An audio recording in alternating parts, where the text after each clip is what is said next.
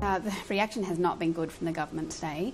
They've been increasingly critical of the Human Rights Commission because when they announced the inquiry, that was in February last year when the Abbott government had just come into power, and they consistently say, why didn't you announce this when Labor was in power, when there were around 2,000 children in detention? All the boats were coming and people were dying at sea. But then looking at the report today, which was released last night, you do see it's quite an even-handed report, and it does span from January 2013 to March 2014, and the details of it are quite horrific. So for the government to turn around and say this is not fair, once they read through the report, they'll see that the inquiry is actually quite critical of the Labor government as well. So the contents of the report is not partisan, but I guess the government's allegation is that the timing of it is partisan, that they should have been, if they were going to do it, they should have been doing it years ago. That's right. I mean, the last national inquiry into children in detention was 2004, so it's been 10 years since an inquiry into children in detention, and perhaps there should have been one 5 years ago, but this is a very comprehensive report and it's better late than never. Okay, now you've probably been through the report as much as anybody has. It's quite a weighty document there. What essentially is it found about the impact of immigration detention on children? Yeah, it's confirmed a lot of things that I've been reporting about over the year. There's been a number of hearings every 3 months into children in detention, and it finds that the level of self-harm and the level of mental distress among children is incredibly high. It also shows that there are assaults. There were more than 233 instances of assault in immigration detention centres, and then there were 33 instances of sexual assault.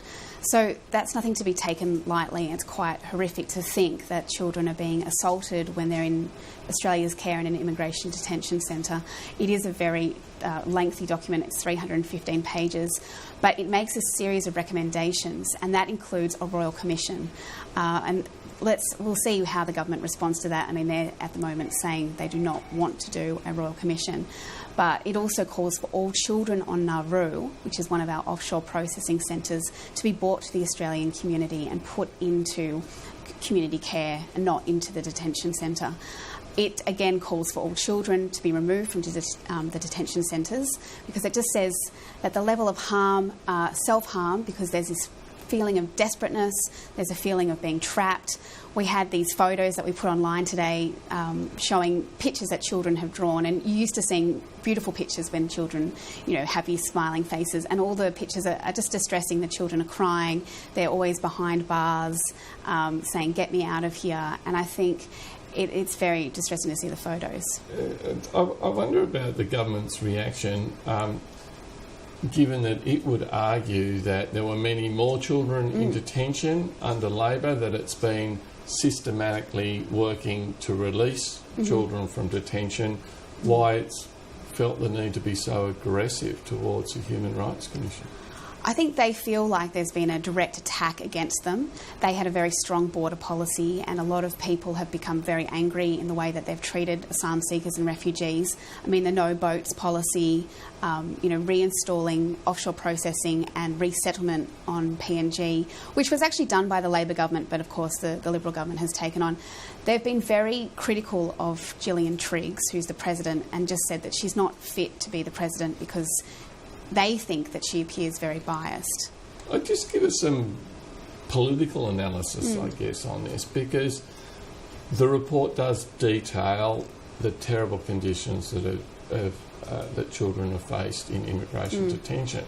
But I wonder if the government could have presented and say, yes, it's terrible, and we're the ones who have solved this problem, we're the ones who have stopped the boats, we're the ones who are working to get children out of detention, and try to make a positive out of it, rather than this kind of aggressive approach. What do you think is driving that?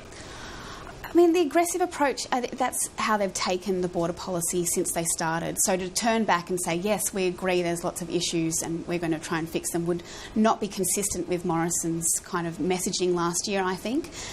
Labor, their response to the report was just, as you were saying, it was quite almost saying, yes, we agree that there's issues, but let's work together and let's try and get the children out of detention. I feel the government, they're very aggressive with stopping the boats. They don't want to be seen as being nice to refugees. They don't want to be seen that they're pushovers when it comes to asylum seekers, which they say the Labor government was. So to suddenly turn around and agree, yeah, sure, there are issues, perhaps wouldn't go with their messaging. But that said, they have significantly dropped the number of children who are in detention. I mean, under the Labor government, there were about 2,000 children in detention. Now there's 200. But again, the length of detention for these children is nearly more than over a year. So that's one of the huge issues with children in detention. The longer that they're there, the longer they'll have mental illnesses. Mental illnesses will start to develop. They'll get stressed. There's been more than 100 issues of self-harm, committing suicide or trying to commit suicide. There's been, obviously a lot of issues the longer that you're in detention.